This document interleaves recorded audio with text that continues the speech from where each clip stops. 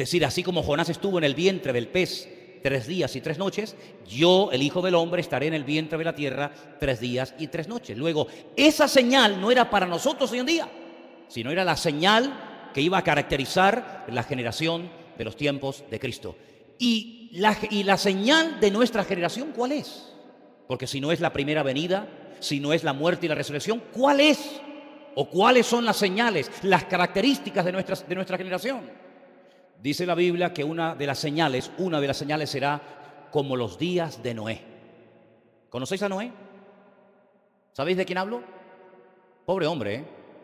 120 años predicando y no ganó ni a uno. Bueno, a sus hijos, a su familia. 120 años diciendo que iba a llover y nadie le creyó. Qué bonito es cuando predicas algo y a la gente le gusta y la gente lo pone en práctica, es precioso. Pero qué terrible tiene que ser predicar y predicar y predicar y predicar y advertir y enseñar y exhortar y que no te hagan ni caso tú. Esa fue una de las características que este pobre hombre tuvo que aguantar. Al final, después de 120 años predicando, solamente entraron 8 personas al arca, 7 con él. Y el Señor dice, en los últimos tiempos, la sociedad será como los días de Noé, indiferente. ¿Notáis indiferencia en España, hermanos, al Evangelio? ¿En Murcia qué tal? ¿Saben? Cuando llego a un sitio, siempre le pregunto a los hermanos o al pastor que me atiende o lo que sea, ¿cómo va la obra? ¿Cómo está la obra? Siempre hago la misma pregunta. Y la mayoría de las respuestas son generalmente siempre iguales. La gente pasa de todo, hay indiferencia, hay apatía, hay frialdad, hay dureza de corazón. Sí, puedes tomarte un café con ellos, un cortado, pero amigo, en cuanto tocas el tema del Evangelio, se ponen en guardia, ¿sí o no? Es una de las características de los últimos tiempos. Frialdad, corrupción, inmoralidad, apostasía, desorden, indiferencia. Vamos a ir a la palabra, por favor, a leer una porción que no tiene desperdicio, una porción extraordinaria que tenemos que tener muy presente nosotros en este tiempo en el que vivimos. Segunda de Tesalonicenses, capítulo 2, verso 1. Bueno, parece que ya se arregló un poco el tema, ¿no? Vamos a ver. Con respecto a la venida de nuestro Señor Jesucristo y nuestra reunión con Él, os rogamos, hermanos, que no os dejéis mover fácilmente de vuestro modo de pensar, ni os conturbéis, ni por espíritu, ni por palabra, ni por carta, como si fuera nuestra, en el sentido de que el día del Señor está cerca. Si esto lo escribió Pablo hace 2000 años y dice que estaba cerca, imagínate ahora 2000 años después, más cerca todavía, ¿no? Nadie os engañe en ninguna manera, porque no vendrá sin que antes venga la apostasía. Ay, amigo, una de las señales que vamos a ver. El Señor tiene que venir, pero antes tiene que manifestarse la apostasía y se manifieste el hombre de pecado, el hijo de perdición, es decir, el famoso anticristo. Este líder político a nivel mundial que está a punto de levantarse y que va a sorprender al mundo entero. Y alguna de las cosas que este hombre va a hacer, lo dice aquí verso 4, se opone y se levanta contra contra Dios o todo lo que es objeto de culto, tanto que se sienta en el templo de Dios haciéndose pasar por Dios. Apagar los aires porque va a saltar otra vez la palanca, por favor, apagar los aires acondicionados. Se sienta en el templo de Dios. Yo hago una pregunta a ustedes en esta tarde. ¿Dónde está el templo de Dios? ¿Cuál es el templo de Dios? Porque si usted dice que el templo de Dios somos nosotros, quiere decir que el anticristo se va a subir encima tuyo. Luego no podemos interpretar esto como que se va a sentar encima de cada creyente. Porque el templo de Dios en aquellos tiempos era el único templo que había donde Dios decidió morar un tiempo. Y era el templo de Jerusalén. Pero usted dirá, pero hermano, pero si estamos leyendo que se va a sentar en el templo de Dios, haciéndose pasar por Dios, y hoy en día no existe templo en Jerusalén, ¿cómo se va a sentar en un templo que no existe? Bueno, usted no se está dando cuenta aquí que de una forma muy clara está diciendo la palabra de que en los últimos tiempos el antiguo templo de Jerusalén va a ser restaurado. ¿Usted no sabía eso? Claro que va a ser restaurado, y usted y yo probablemente lo vamos a ver. Y ha habido intentos a lo largo de la historia de levantar, de volver a reconstruir ese templo, y ahí en ese templo se va a volver otra vez a producir algo tremendo que va a dejar al mundo sorprendido. Dice que va a entrar en el templo de Dios y se va a llevar a cabo algo que conocemos como el nombre de la abominación desoladora. Quédese con este dato. Cuando se inaugure el templo en Jerusalén, pasarán 3 años y medio desde su inauguración hasta que este hombre entre al lugar santísimo y lo profane y se siente allí dentro haciéndose pasar por Dios y pretendiendo que toda la humanidad le rinda culto y le rinda pleitesía. 3 años y medio desde que se inaugura hasta que lo profana este mismo personaje. Pero dice aquí algo muy interesante. ¿No os acordáis que cuando yo estaba todavía con vosotros os decía esto? Verso 6. Ahora vosotros sabéis lo que lo detiene, a fin de que a su debido tiempo se manifieste. Porque ya está en acción el misterio de la iniquidad. Solo que hay quien al presente lo detiene hasta que él a su vez sea quitado de medio. Y entonces dice, y entonces se manifestará aquel inicuo a quien el Señor matará con el espíritu de su boca y lo destruirá con el resplandor de su venida. Inicuo cuyo advenimiento es por obra de Satanás con gran poder y señales y prodigios mentirosos. Y con todo engaño de iniquidad para los que se pierden, por cuanto no recibieron el amor de la verdad para ser salvos. Por esto Dios les envía un poder engañoso para que crean a la mentira, a fin de que sean condenados todos los que no creyeron a la verdad, sino que se complacieron en la injusticia. Miren, hermanos, esto es muy claro de entender. Se lo voy a resumir de esta siguiente manera. El Señor tiene que venir. Hay más de 150 versículos en el Nuevo Testamento que dicen que Jesucristo tiene que volver otra vez a este mundo. Más de 150 versículos. Pablo habla en más de 50 ocasiones acerca de este magno acontecimiento, la segunda venida visible del Mesías, donde dice la Biblia que todo ojo le verá, toda rodilla se doblará y toda lengua confesará para gloria de Dios Padre que Él es el Señor de señores y el Rey de reyes. Amén. Si quiere usted más datos, más información acerca de este acontecimiento, lea por ejemplo, Zacarías capítulo 14, donde dice que cuando el Señor Jesucristo venga, dirá, dice la Biblia, ¿dónde va a venir? Dice que pondrá sus pies sobre el monte de los olivos. ¿Dónde está ese monte? En Jerusalén. Pondrá sus pies sobre el monte de los olivos y el monte se partirá y se hará un valle inmenso y saldrán del interior de la ciudad de Jerusalén ríos de agua viva. Y allí entrará en juicio con las naciones, en fin, ya hablaremos en su momento de todo esto. Pero no puede venir al Señor hasta que se manifieste la apostasía y se dé a conocer al mundo entero el hombre de pecado, el hijo de perdición, el que vulgarmente conocemos con el nombre del anticristo.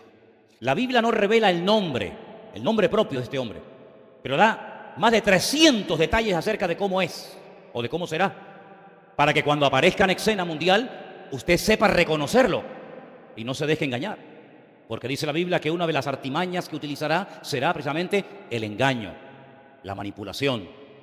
Y la gente está tan deseosa de cambios, las naciones están tan hartas de ser engañadas, que en cuanto aparezca una persona que aparentemente viene ofreciendo verdades, la gente va a ser seducida y engañada de una forma tremenda, como nunca antes en la historia. Será un hombre con un carisma sin precedentes. No ha habido ningún líder mundial a lo largo de la historia, olvídese de todo lo que usted conoce ahora mismo, que le llegue ni la suela del zapato en lo que es carisma, elocuencia, presencia, e incluso un hombre que le caerá de momento bien a todo el mundo, cosa que, como usted sabe muy bien, es muy difícil o prácticamente imposible. Porque caerle bien a todo el mundo, ni el mismo Señor Jesucristo le cayó bien a todo el mundo, como usted bien sabe. Pero el anticristo tendrá un carisma, un imán, un magnetismo tan espectacular que le caerá bien a los judíos y también a los árabes. Y a algunos cristianos también, y a los de derechas, y a los de izquierda. Le caerá bien a todo el mundo. Porque es un hombre que viene con respuestas, que viene con soluciones, no con promesas que luego no cumple. Y por eso dice el Señor en más de una ocasión, cuidado, cuidado, no se deje de engañar, cuidado con las falsas unciones, cuidado con los falsos mesías.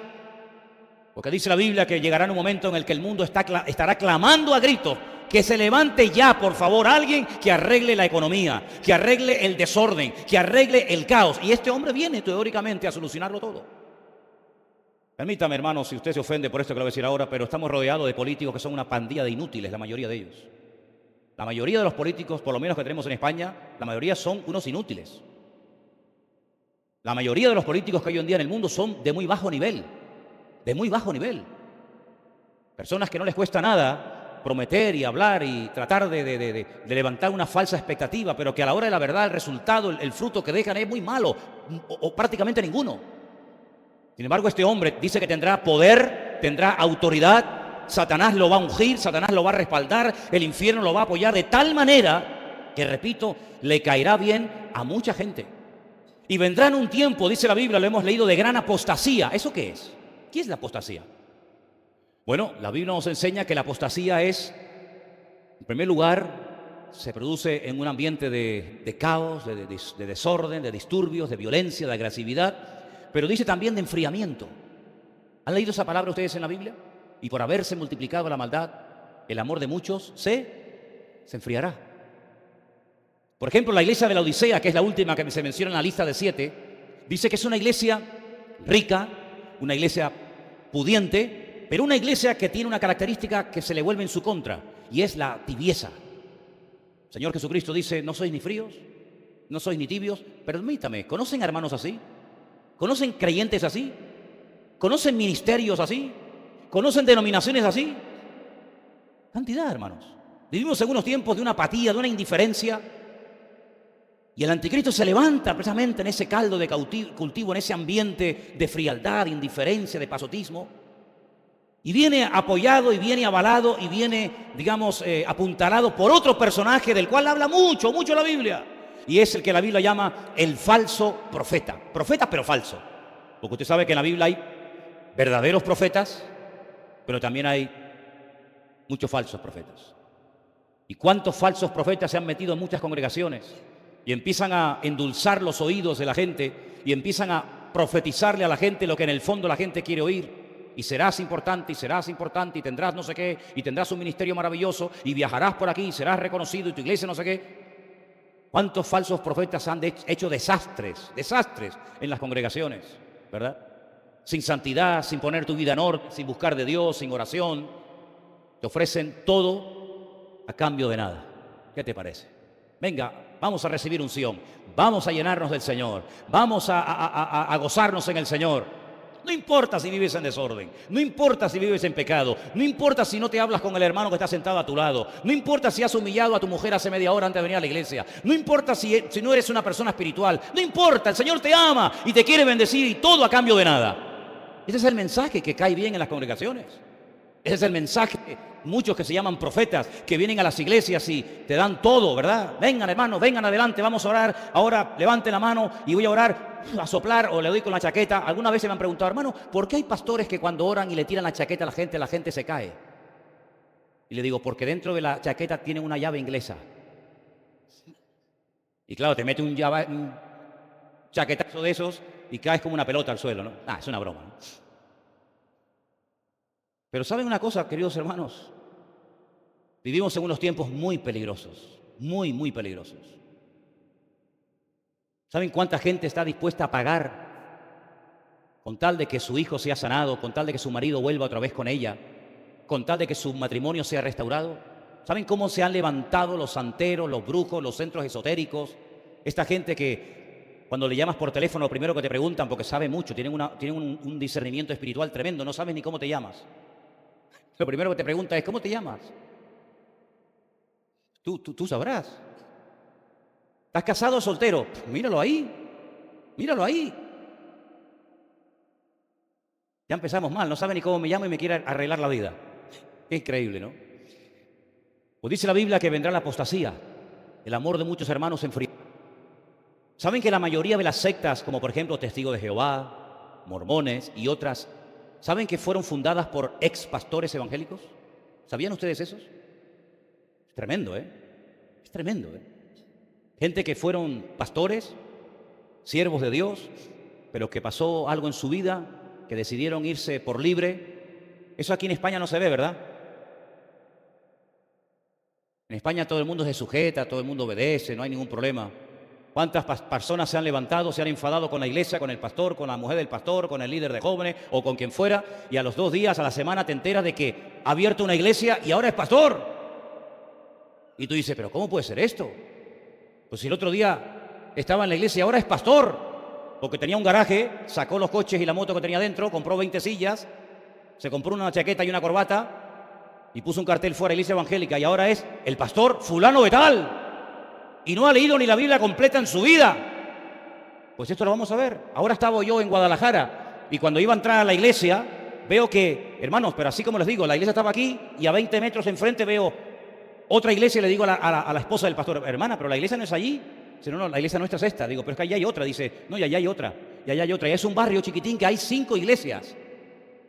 Esta salió de esta, pero después se enfadaron, se dividieron y salió esta, y esta se dividió y salió de esta. Así que eran todos de esta, pero ahora son 5, pero eran todos de la misma. Aquí se quedó el primo y la prima, y aquí el padre, pero la madre no, y la madre se fue como el ejército de Pancho Villa, hermanos. Igual que el ejército de Pancho Villa. Y el anticristo, el diablo, le gusta todo eso, la división, la discordia, la pelea, la iglesia a la carta, el evangelio a la carta. A mí me gusta porque predica esto, pero en cuanto apriete un poco las tuercas me voy a la otra, que allí es más suave y allá hay más amor. Y en este ambiente típico nuestro es donde se va a levantar toda esta basura y este personaje llamado el anticristo. Donde muchas personas, viendo todo este escándalo y estas divisiones y estos malos testimonios, dicen, me quedo en mi casa y no quiero saber ya nada de nadie. ¿Y cuántas veces ha pasado eso, hermanos? ¿Cuántas veces por escándalos, por malos ejemplos y por malos testimonios, en vez de evangelizar, lo que han hecho es que han vacunado a una ciudad entera en contra del evangelio del Señor Jesucristo? Y hay que ser hoy en día muy, pero que muy maduro, hermanos, para seguir confiando y mirando solamente al Señor, no al hombre. Porque en los últimos tiempos habrá escándalos y habrá malos testimonios y habrá malos ejemplos, y la mayoría de ellos dentro de las congregaciones. Por eso yo les animo a todos y a cada uno de ustedes a que oremos y busquemos la santidad y busquemos en Dios, en su palabra. Porque en los últimos tiempos vamos a oír cosas súper extrañas. No me hace mucha gracia anunciar lo que voy a decir ahora, pero para que veáis lo que os estoy diciendo. ¿Saben las iglesias que más están creciendo hoy en día en los Estados Unidos? Iglesias evangélicas nudistas. Y dice, bueno, ¿y cómo se puede basar una iglesia en ir todos desnudos al culto? Y no es por el calor, sino porque en la puerta de la iglesia tienen un versículo que dice, despojaos del viejo hombre. ¿Cómo puede ser eso, hermanos? ¿Cómo puede ser eso? Por eso los que antiguamente, que oraban poco y conocían poco de la Biblia y escapaban, ya se acabó ese tiempo, hermano. Ha llegado el tiempo en el que hay que doblar la guardia y buscar más de Dios y conocer mucho de la palabra para que no nos dejemos desanimar, porque una de las características que el diablo va a tratar de meter en las iglesias en los últimos tiempos va a ser el desánimo. El tirar la toalla, el ya no aguanto más, el ya no peleo más, el ya no busco más de Dios. Y yo les digo que lo que nosotros necesitamos más que nunca es doblar la guardia, orar, esforzarnos, pelear la buena batalla, porque el Señor quiere avivar a su pueblo. ¿Cuántos dicen amén? Así que, hermano, yo le animo a que se meta con Dios en su palabra y a que busque de Dios. Ha llegado el momento de ser autodidacta y no depender tanto del púlpito, no depender tanto de ministerios, no depender tanto del fulanito, del menganito, sino depender única y exclusivamente del Señor. ¿Cuántos dicen amén? Y una de las cosas que va a entrar en crisis en los últimos tiempos es la santidad. La santidad. ¿Qué es la santidad? Vivir en orden. Eso es la santidad. No es tener cara de santurrón y hablar bajito. Y cuando uno va a orar, Padre Celestial, te pedimos que tú... No es nada de eso místico. Es vivir una vida en orden, una vida como dice la palabra de Dios, perdonando cuando hay que perdonar, humillarnos cuando hay que humillarnos, orar cuando hay que orar. En otras palabras, ser como Dios manda, decentemente y con orden. ¿Cuántos dicen amén? Y cuando todo este caos se produzca y este hombre se levante y parece como que todo va tan bonito, hermano, se va a dar la vuelta a la tortilla. Y por eso vemos en la Biblia caballos que van cambiando de colores. Y es como una forma indirecta de decirte que lo que empezó muy bonito va a terminar fatal.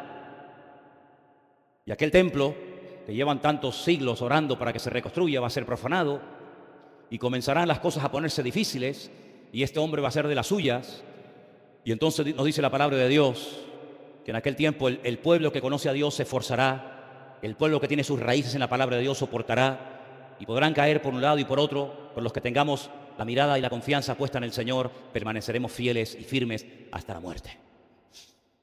Y bueno, hermanos, al final de los tiempos, cuando ya el mundo esté ya de mal en peor, cuando ya incluso el mismo pueblo de Israel, que ha ganado todas las guerras, que ha librado, en los poquitos años que tiene como nación ahora en esta última etapa moderna, todas las veces que le han atacado siempre ha salido vencedor, nunca ha perdido.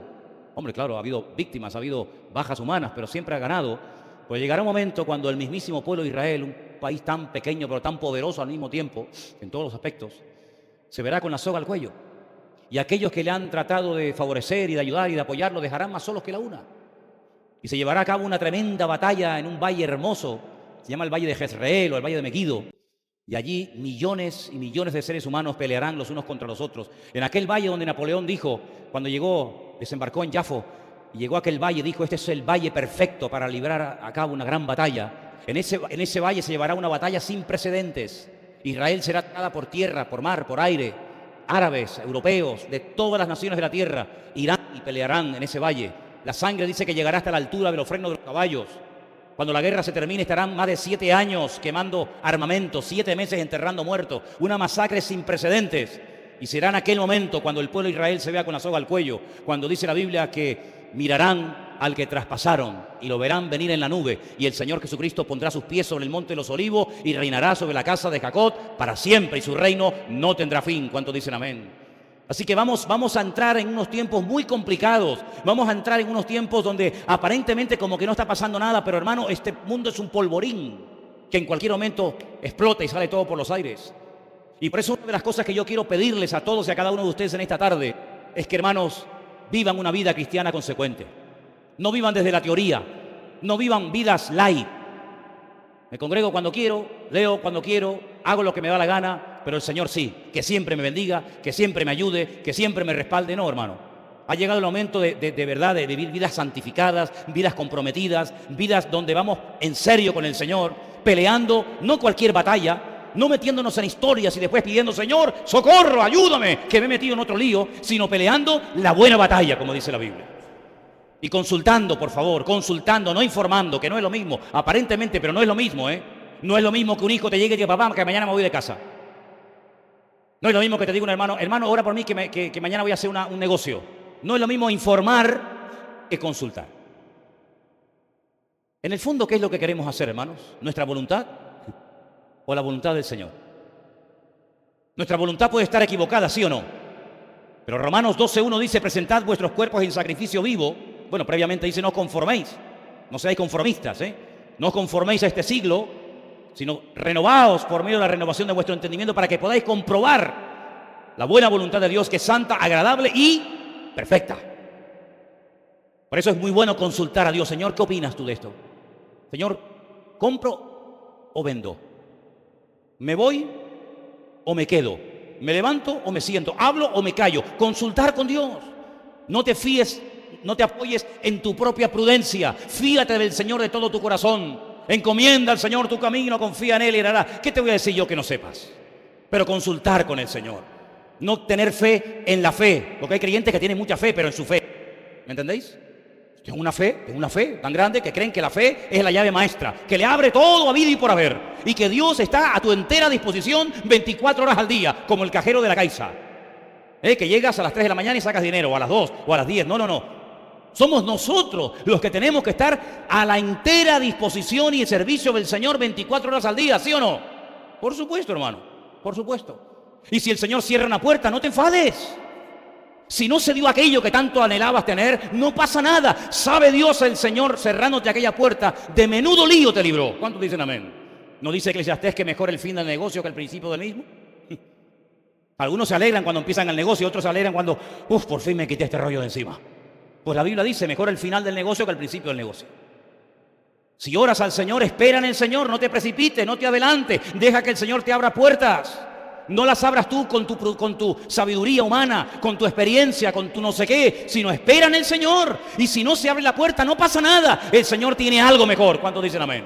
El Señor siempre tiene lo mejor para nuestra vida. Él sabe lo que te conviene y lo que no te conviene. Lo que ahora crees que puede ser lo mejor de tu vida, mañana ándate con ojo que puede ser lo peor de tu vida. Como alguien dijo, y hermano, no me refiero a vosotros, creedme. El matrimonio puede ser la clave o el clavo. Yo confío que sea la clave. Confío que sea la clave y no el clavo. El mismo Señor Jesucristo dice que por lo que padeció, aprendió obediencia. Lo dice el libro de Hebreos. ¿Lo habéis leído? Aunque era hijo, por lo que padeció, aprendió obediencia. Es decir, que el ser hijo de Dios no significa que podía hacer, con todo respeto, lo que le daba la gana. Sino él llegó a decir, lo que yo hago, lo que yo digo es lo que mi padre me dice que haga y que diga. Y había momentos cuando permanecía con la boca cerrada, no porque no tuviera cosas que decir, cuidado, sino porque no era el momento de hablar, porque el padre no le decía que hiciera nada o que no hablara. Por lo tanto, nosotros tenemos que aprender a esperar en Dios. Y si hay un momento en tu vida en el que te encuentras en estos tiempos difíciles en los que estamos viviendo, en una batalla, porque parece, no sé por qué, como que siempre tenemos que estar haciendo algo. Somos incapaces de estar tranquilos sin hacer nada. Algunos se ponen muy nerviosos cuando no hacen nada. Y el mismo Señor Jesucristo tuvo que ir una noche a un huerto, el huerto de Getsemaní, a decirle al Padre algo muy interesante y que le salió muy bien. Padre, pasa de mí esta copa, pero que no se haga mi voluntad, sino la tuya. Y es la primera vez, y corregidme si me equivoco, que pidió oración. ¿Tú has pedido alguna vez oración a alguien? Qué bonito es saber que alguien siempre está orando por nosotros, ¿verdad? ¿Cómo se nota? ¿Cómo noto yo? Lo digo de verdad, ¿eh? ¿Cómo noto yo cuando ustedes oran por mí? Y todos ahora están contentos y orgullosos, ¿no? Pero ¿saben qué? ¿Cómo noto yo cuando no estáis orando por mí, eh? ¿Cómo lo noto, Sobre todo Elena. Sobre todo Elena. Dice, hermano, orad por Manolo, que está que no hay quien lo aguante. Pedro, Jacobo, Juan, ¿podéis orar por mí esta noche que mi alma está triste hasta la muerte? Tú, Señor, tú, pedirme oración a mí. Pero, Señor, qué humildad de parte del Señor, Orar por mí, el creador del universo, el rey de reyes, el señor de los señores, el salvador del mundo, pidiendo a sus discípulos que oraran por él. ¡Qué acto de humildad tan tremendo! Alabado sea Dios. No dijo, ¿cómo estás? Yo bien, bien. Como alguna gente, ¿cómo estás? Yo bien, bien, todo bien. Y después están hechos polvo por dentro. El Señor no vivía de apariencias. No hay que vivir de apariencias. Si hay que pedir oración, pide oración, hermano. Y cuando hay que dar testimonio, dé testimonio, no pasa nada. Y se le quedaron dormidos, sabemos la historia, ¿verdad? Qué tremendo. Pero hermano, estamos en unos tiempos en los que necesitamos orar mucho los unos por los otros. Porque dice la Escritura, y usted lo sabe bien, que el juicio por donde va a comenzar la zaranda, la limpieza va a ser por la casa de Dios. Porque el Señor no viene a buscar una iglesia en cualquier condición. El Señor, que yo entienda, viene a buscar a una iglesia sin mancha y sin arruga. Y con todo respeto lo digo, y es mi opinión personal, yo creo que todavía en la iglesia del Señor todavía hay muchas arrugas y muchas manchas. ¿Sí o no? ¿Las arrugas por qué salen? ¿Qué tiene que hacer uno para que salgan arrugas? Díganme, ¿sí? Nada, ¿no? Las arrugas vienen porque uno se va haciendo mayor, ¿sí o no?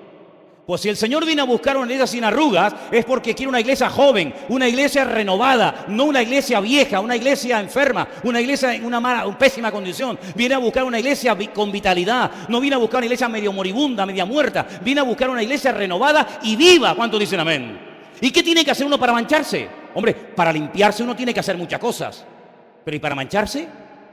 Nada. Hermanos, cuando a veces veo la basura que se acumula, a lo mejor en un día limpiando la casa, digo, ¿y cómo entró tanta suciedad a la casa? Es que entra la suciedad, es que las cosas se manchan solas. Se manchan solas, hermano. ¿Usted se baña de vez en cuando, sí o no? ¿Sí o no? Hombre, pero no, si no encendemos los aires otra vez. Y los dientes hay que lavarlos de vez en cuando, ¿no? Y perfume, esas cosas, ¿sí o no? No diga, el Señor es mi pastor, nadie faltará. Sí, pero un baño te hace falta, Un baño de... El Señor viene a buscar una iglesia sin arrugas, renovada, joven, vital y sin manchas. Y nos manchamos cuando nos metemos donde no tenemos que meternos. Y hermanos, por eso tenemos que pedir cada día, Señor, limpia mis ojos. Limpia, porque son las ventanas del alma. Y lo que entra por los ojos domina el corazón. Qué gran verdad decía el Señor cuando dijo, si tus ojos te dominan, querido, y no los puedes controlar, mejor arráncatelos, que mejor es entrar tuerto que no entrar. Limpiarnos de toda inmundicia, limpiarnos de tanta basura. Hoy en día el diablo lo ha puesto tan fácil, que no hay que salir de casa para pecar. Ya en un aparatito que llevamos todos en el bolsillo, ya llevas ahí una bomba de relojería. Y nuestros teléfonos no son kosher, Ahí tienes todo lo que quieras. Y hay que tener mucha madurez y mucho temor de Dios para decir, esto no conviene, esto no es de Dios.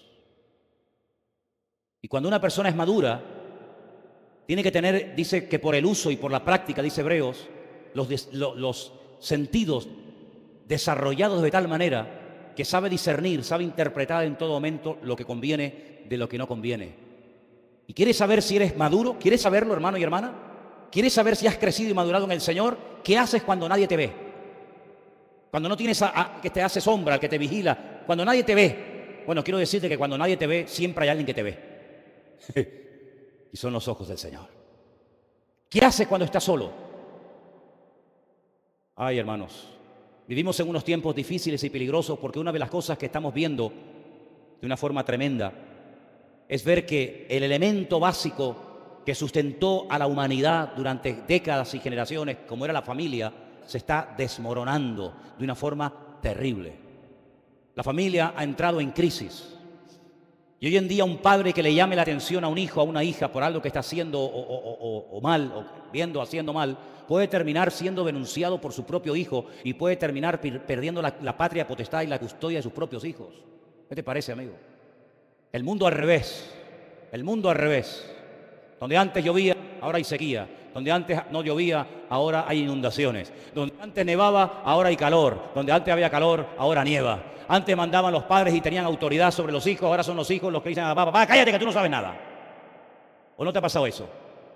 Antiguamente se decía, cuando los mayores hablan, los niños se callan. Ay, amigo, no se te ocurre decir eso, Porque hoy en día es al revés. Mamá, que tú no sabes nada, que tú no sabes nada. Y el padre tiene que callarse hasta que el mocoso termine de hablar y termine de opinar.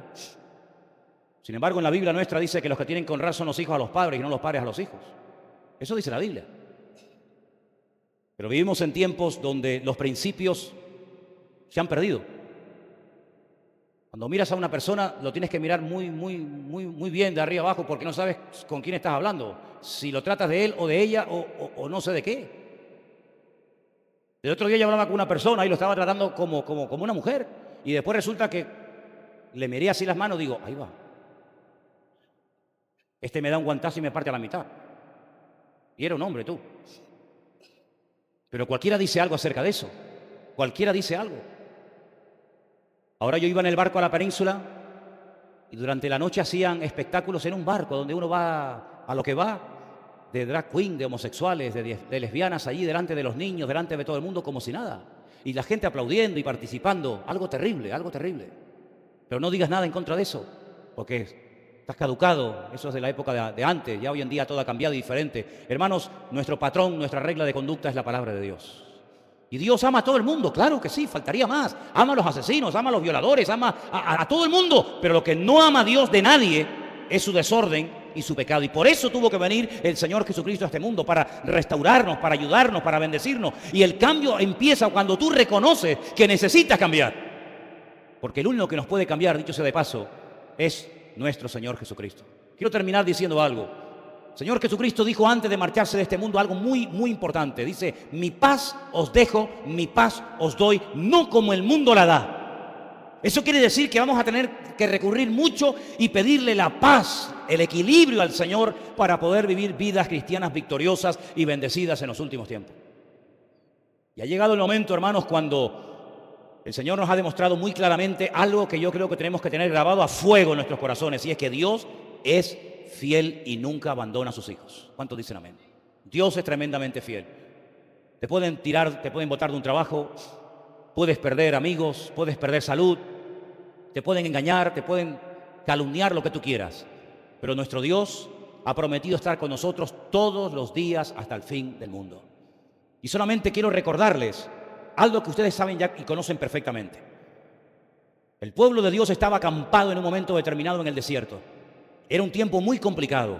Habían salido de un tiempo de esclavitud, de opresión, de tortura terrible. Y se aventuraban a una aventura, a un país nuevo, desconocido, pero un país donde Dios quería que entraran. Y estaban en terreno de nadie. Estaban en el desierto. Ni entramos ni salimos. Estamos aquí, ¿ahora qué hacemos? El Señor les dio instrucciones, les dio palabras, les dio exhortaciones, les dio mandamientos, en fin, todo lo que ustedes saben. Pero un día apareció por el campamento unas personas, un pueblo que engañaron, un pueblo que mintieron diciendo que eran de muy lejos, de muy lejos. Dice, mirá cómo vestimos. Cuando salimos de nuestra casa, nuestras ropas estaban nuevas, intactas, y mira, ahora son harapos. Y cuando salimos de nuestras casas, nuestro pan estaba calentito, recién sacado del horno, y ahora está mohoso, ahora está malo.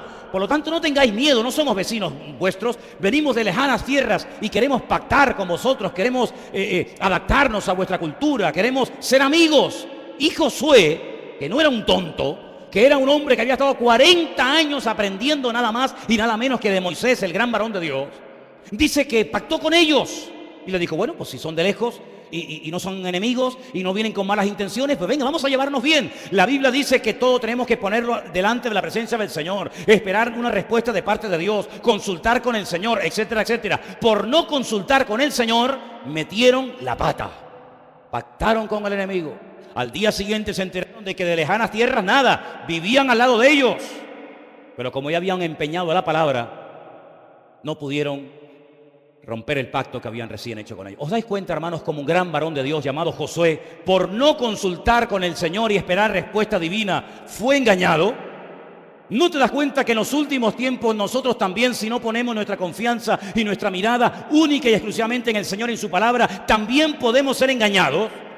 ¿No te das cuenta que el Señor dice, mirad que nadie os engañe, mirad que nadie os engañe? ¿No te das cuenta cómo somos, hermanos, capaces, si desviamos la mirada y la confianza del Señor, de poder atrapar, de poder practicar, de poder creer en algo o en alguien que no es 100% genuino de Dios? Pues claro que sí, hermano. Somos seres vulnerables y separados del Señor no somos nada. Por eso yo lo que les pido que en esta noche hagamos es que oremos al Señor y le pidamos al Señor, Señor, dame sabiduría. Quita de mi camino gente que me viene a enredar, a hacerme perder el tiempo, a robarme bendición. Pero Señor, también te pido que pongas en mi vida y en mi camino a gente que me vengan a aportar algo positivo a mi vida, Señor. No perdamos el tiempo, hermanos. Sobre todo a los jóvenes les pido, por favor, no pierdan el tiempo. No pierdan el tiempo en conversaciones absurdas y ridículas, llenas de vanidades, sin objetivos espirituales de ninguna índole. Pasemos tiempo a solas con el Señor, conozcamos al Señor, conozcamos la palabra del Señor, descubramos el corazón de Dios. ¿Qué es lo que a ti te gusta, Señor? ¿Cómo te puedo agradar, Señor? No solamente dame, sino, Señor, ¿en qué te puedo servir? Quiero conocerte, quiero honrarte, quiero servirte con mi tiempo, con mis talentos, si es que tengo alguno, con mi energía, con mis capacidades. Quiero, Señor, estar a tu servicio. Y el Señor nos puede sorprender. Yo creo que todavía el Señor quiere y puede contar con nuestra vida. ¿Cuántos lo creen? Yo creo todavía que somos potencialmente útiles para el Señor. No perdamos el tiempo, hermanos. Consultemos con Dios. Y estoy plenamente convencido de que si ya hemos entrado en este callejón sin salida llamado últimos tiempos o tiempos finales, el Señor nos va a guardar. El Señor nos va a proteger. Dice, porque aunque tenemos poca fuerza, si nos mantenemos fieles al Señor, Él y solamente Él nos guardará de la hora de prueba que ha de venir sobre todas las naciones de la tierra. ¿Cuántos dicen amén? Cierra tus ojos ahí donde estás, hermano, por favor. Vamos a orar. Pidámosle al Señor sabiduría.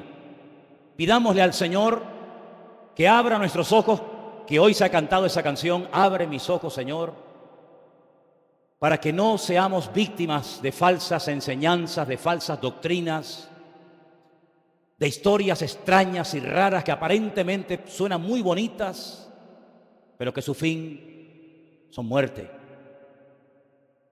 Que verdaderamente, hermanos, a estas alturas de nuestra vida, que ya han pasado ya unos cuantos años, podamos tener las cosas claras y sobre todas las cosas saber quién es nuestro Dios. Conozcamos más de nuestro Dios, sirvámosle mejor y pidámosle juntos al Señor en esta noche que Él nos guarde y nos ayude y nos bendiga en esta noche y en esta semana y a lo largo de nuestra vida. Bendito sea tu nombre, Dios Todopoderoso, Dios del cielo y de la tierra. Invocamos tu nombre en esta noche y pedimos, Señor, que nuestra vida sea una vida útil, que el propósito por el cual tú nos creaste, Señor, se cumpla 100% en nuestra vida. Quita de nosotros lo que no te agrade, Señor. Abre nuestros ojos para que podamos, Dios mío, estar atentos, velando, orando, sabiendo en todo momento, Señor, que las profecías se están cumpliendo de una forma tremenda, que tú te acercas, que tú vienes pronto a buscar a tu pueblo sin mancha y sin arruga. Quita de nuestra mente malos pensamientos, quita de nuestro corazón las malas inclinaciones, porque perverso y maligno es el corazón. Señor, te rendimos nuestra vida, te rendimos nuestra juventud, nuestra adolescencia, nuestra familia, la ponemos ante los pies del Señor y pedimos, Señor, que nos guardes de estos tiempos difíciles en los cuales estamos viviendo, Señor. Extiende tu mano, Señor, y levanta tu iglesia con poder. Aviva tu obra, Señor. Y permite tú, Señor, que hasta el último momento de nuestra existencia, nuestra vida sea una vida de bendición, una vida útil, y una vida, Señor, que te glorifique a ti, Señor. Gracias te damos porque sabemos que contamos con tu ayuda, contamos con tu respaldo y pedimos, Señor, que tú nos guardes a todos y a cada uno de nosotros en el bendito y poderoso nombre de Jesús. Amén. Amén. Nos ponemos de pie, hermanos, en esta noche.